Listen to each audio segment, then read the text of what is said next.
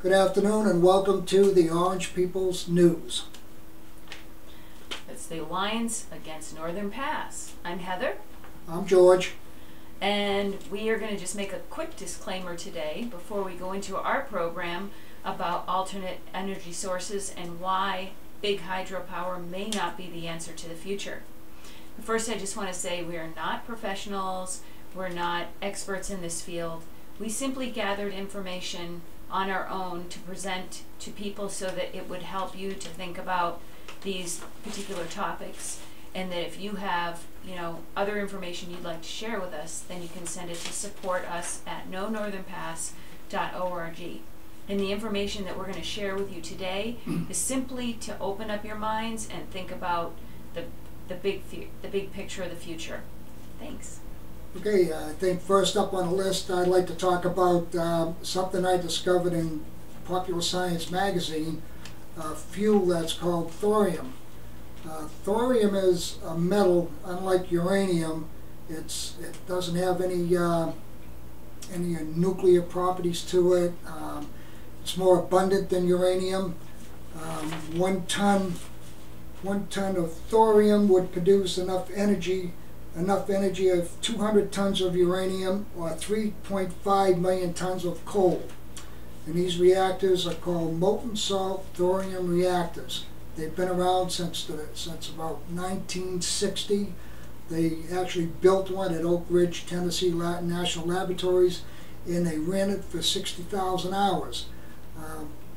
There's tons of information on a website. Just go in and Google thorium reactor, and you'll be surprised what you come up with.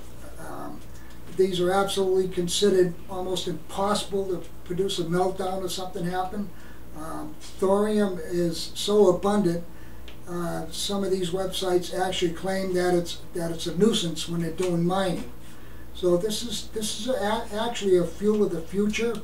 It says that if we get into molten salt thorium reactors, it could wean the world off of coal and oil for energy within 5 years. I think the ball is in President Obama's field and the other leaders of the world. I know China is pursuing thorium as energy. So is Japan. I understand there's one being built in Texas. So this is something to think about. Go on the web, Google thorium reactor, see what you come up with, and just read the reports on it, and you're going to be amazed. Heather?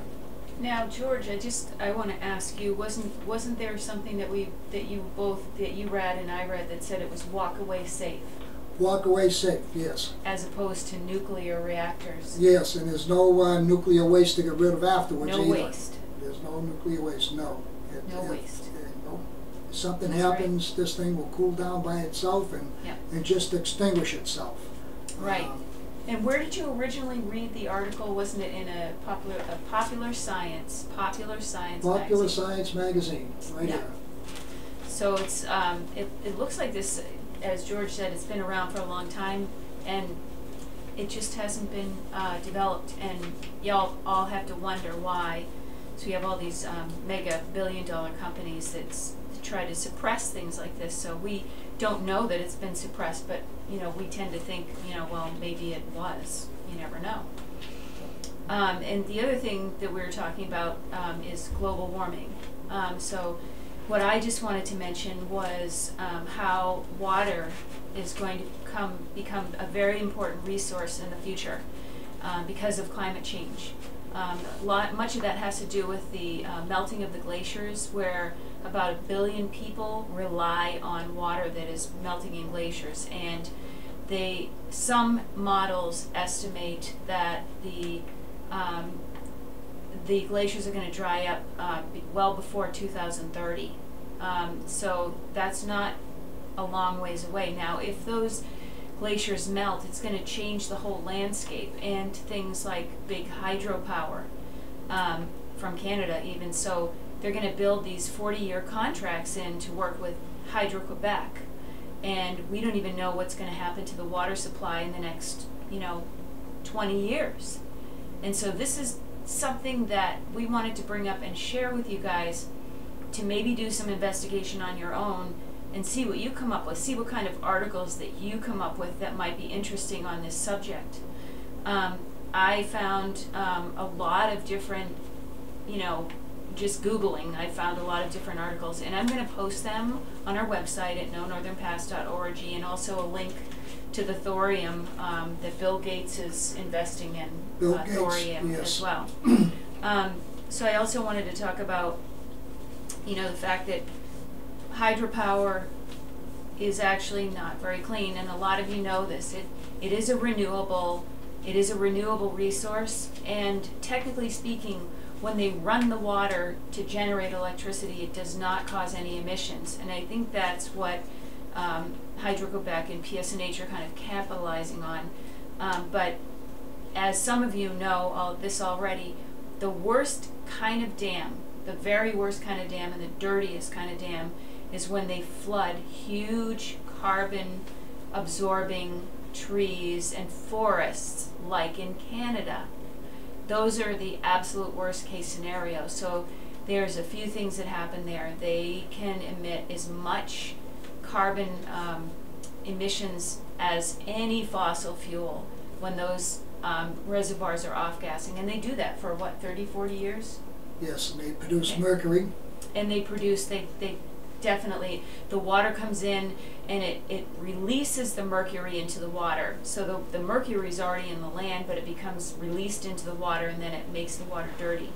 So between these glaciers melting, and then we have the rise in human population, and you have these big hydro projects, even little hydro projects, these affect how much water flows from these big rivers, and these rivers are definitely limited on our Earth. And so that, coupled with unregulated flow, because people think that it's going to be there forever, is causing some real issues in the future of our hydropower. And the other thing I wanted to talk about was not only the greenhouse gas emissions, but the general habitat loss and disruption. So you're talking about how many Indian people, nations, natives to Canada were displaced. Tribes were displaced in making these huge dams. And then there's also, they've changed one habitat into another, and so there's species dying and things being emitted from the water, and then other species, because the water's been displaced, are threatened. So it's not all well and good out there, okay? I think that's about where we're at. The one thing I wanted to point out was how important it is that we start looking at these issues now. We cannot look at big hydropower as our only answer, as something renewable. Let's hope it does not get, the laws do not get changed so that it ends up, being something that's considered green and renewable, because it's just not. And also, there's an article I'm going to post in there that is about hydropower not likely under new climate future, and that explains a little bit more about the dams and the fact that these big glaciers are melting and all of the other things that are going on with that. Okay, I think I've covered it. Just food for thought for today, and we'll be giving you another update next week on Northern Pass issues. And like I said, think thorium. Think thorium. And we already know about solar power and wind power and those types of things, but I think George bringing up the thorium is really interesting. Interesting website. It's itheo.org. Check it out. I'll post that on our website too. Wean the world from coal and oil within 5 years. That's right. Very easy to do. Okay. But then all those big guys are going to be out of money. What do you think? I think that's why they're not making this public. I think they've been holding this back for 40 years. That's right. If I didn't read about it in Popular Science, I wouldn't know about it. That's right. Okay, so have a happy Thanksgiving. Yes. And we'll be looking forward to another next update, news update. Yeah. Oh yes, nonorthernpass.org, and support us at nonorthernpass.org. Hey, have a great day. Have a great day. Bye all. Bye.